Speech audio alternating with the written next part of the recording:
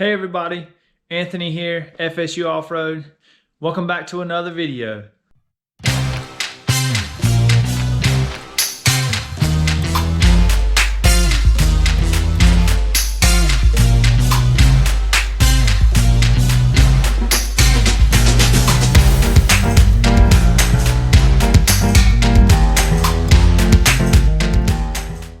Okay, back here working on the Jeep. Just want to give you a quick update on where things are. Cage is installed, battery, fuel cell. What we're working on is getting this dash situated, everything wired up, the ignition switch, kill switch that we made. I went and got a new windshield frame. That way we don't mess up our FSU windshield while we're racing. So huge shout out to Nick, subscriber to the channel. I know you're watching. It was nice meeting you. I appreciate the windshield frame, man. But things are coming together. Got a long ways to go. The next big step on getting this Jeep ready for the race is getting our Radflo Shocks and everything installed with our bump stops. That way we can finally take this thing out and get it tested and tuned. Let me show you what we're working on today. So as you can see, we have our shock mount here on the rear axle. It's just tack welded right now. You can see there's some flexion there. But my goal is to kind of build this to where I can put our bump stop from here to up here, kind of mount it to where the bump will hit our bump stop with a plate on top, kind of giving a support to the shock as well as keeping it off the ground, high clearance there, and allowing the bump to hit right here. But most people build a tower, a shock tower, and that might interfere with the bump stop as well as the angle. So as this flexes back and forth, the axle will flex back and forth and down. It can bind the heim joints on the shocks. So what I want to do is our tie-in here from the cage, if you can see up there, we don't have one. So obviously we got to have one come the race. So what we're going to do is we're going to build tube down straight and tie it into the frame here. And what I'm going to do from that is I'm actually going to build the shock mounts from there down to our axle here. So our shock will be sitting there like this, out of the way of the bump stop, roughly right here to hit that pad. So everything should line up perfect there. We'll have to go ahead and get that done. Already got a piece cut and bent for this. We'll just have to trim it up to get it to fit, but you can see how this is kind of going to work out. This will attach to the frame there. That'll go to the upper tie-in to the cage as part of race specs, obviously, and just safety. Anytime you build a cage, you want to tie it into the frame. So we've already done the A pillars. They're already tied in. The B pillars are going to be a little special just because we got some cancer on the frame rail here. What we're going to do is we're going to cut this out, clean it all up, and then we'll actually plate this and tie it all in. And then the actual cage mount is literally right here. So we'll actually tie that into the cage right here once we get this all plated. So it'll be actually reinforced more so than anywhere else. We're actually gonna do another little plate here for reinforcement. That way not all of that lateral load is right here where these holes are. So there'll be more area to weld to and more rigidity to the shock itself as it is tied into the C pillar here. But overall, good progress. We got a long ways to go. It's cold. The wind is blowing like crazy today. We're in the middle of December, so time's winding down. I'm hoping to have this thing ready to go out for New Year's with all the guys. FSU Off-Road headed back to Gulches, and I'm hoping that this will be the debut for Tinker here. I should say new and improved Tinker from before. Let's get to it. We got a lot of work to do. Short time to do it. See, we got our plate track welded up top so I can see it there. But we got it tied in. I got it tack welded, that way it doesn't move from where I want it, because both sides are the same. And then I have a shock mount that we're going to adjust and figure out where we need to put this shock mount up here, depending on our shock and our shock to the axle.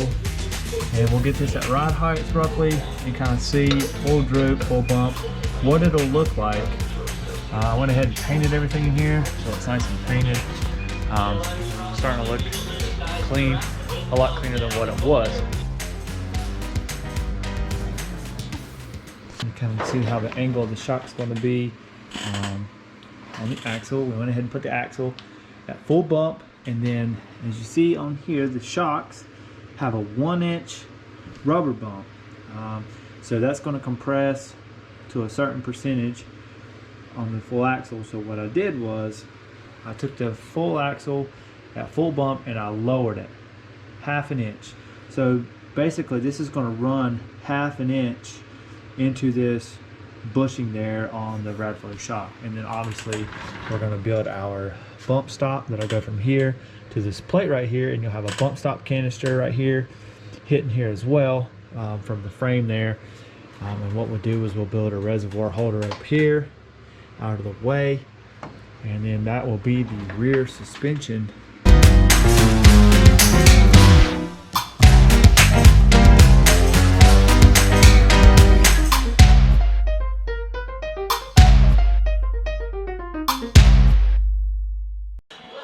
Just finished up mounting the shock reservoir bracket, and I wanted to show you what we got here. So basically just a 3/16 plate, 1.5 inch wide, just welded little increments on it. These are actually just some scrap tubing pieces that I have here, the 2-inch tubing from the cage, and I just cut out basically just cut out little crosses there, opened them up and bent the back ones back to give us a gap. That way we can put our hose clamps behind it, as you can see there. And then that way our shock reservoir is just going to mount right here, nice and flat, in the actual wheel well itself.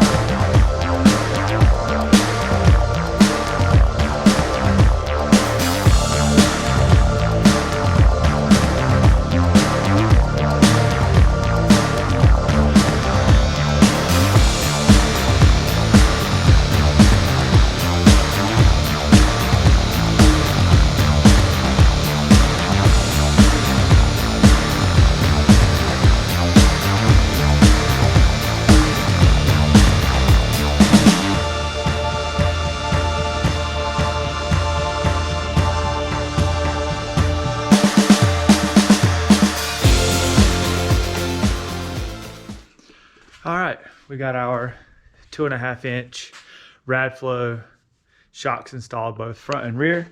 It turned out really good. As we near the end of the build, still got a lot going on. So currently painting the window frame, windshield frame. We got our hood matted out, that way we don't have any glare. We installed our Moto built light bar brackets, but to go with those light bar brackets we needed some lights, and I know there's lots of lights and stuff on Amazon, but I reached out to Rough Country. I know they got some a nice series of lights, and got a hold of their department there, their sales department, and lo and behold, I was able to talk to those guys there. Jeff, shout out to you, man. I really appreciate it. And they come on board here with the build. So not only is Tinker going to have some off-road lights from Rough Country, but we also got a few performance parts from Rough Country as well as a slip yoke eliminator. So thank you guys, thank you Rough Country for your support in the build and making this build happen and getting ready for KOH. Haven't tried them out yet, but these rough country lights look really good. I still got the film and stuff on there for now. Got the windshield frame in, all painted up. Got our mirrors on. It's the day before Christmas. And all through the house. I don't know what the rest is, but I do know that our doors came from Undercover Fab. We're gonna go ahead and get those installed on the Jeep to kind of transform the side of this Jeep to actually look like a Jeep. And got some bolts and things for the top piece. We're actually starting to move pretty quickly on getting some of the safety stuff. You can see a fire extinguisher mounted up there. Fuel cell, the vent line is ran around. I still have to drill it through the fitting on the floor, but things are coming together, and it's a good thing because like I said, it's the day before Christmas. It's Christmas Eve. I'm lucky enough to be able to get in the garage today for a couple hours before we go see family and things. I'm excited about that.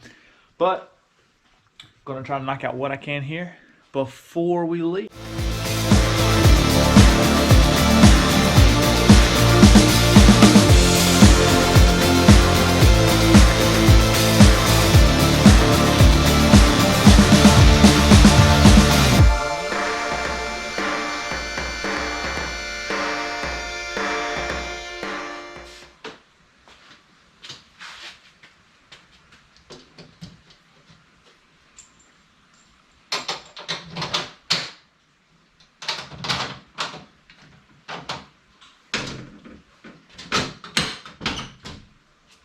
There you go. Ooh, I like the way that looks. Kind of matches with the black and silver theme of the Jeep, with, of course, a touch of pink. It is official. FSU Off-Road, FSU Racing, however you want to put it, it's official. 460101, 4601, however you want to put it. Stickers came in today. We got our numbers. We'll have to build some plates, some shark fins for back here, but that's what our number is going to be.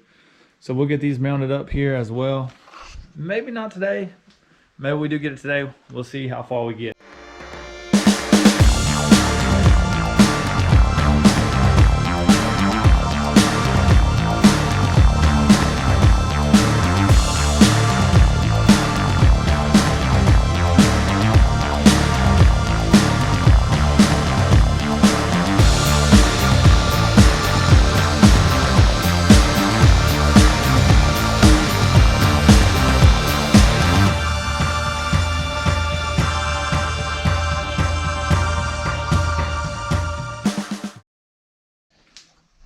Things have come a long ways. Unfortunately, the one thing that hasn't come a long ways is this frame rust. And as some of you know, we're about ready to take this thing wheeling. And the first thing I want to do is take a wheeling and then the frame break in half because I neglected to patch it. So we're working on that today. Let's get to it.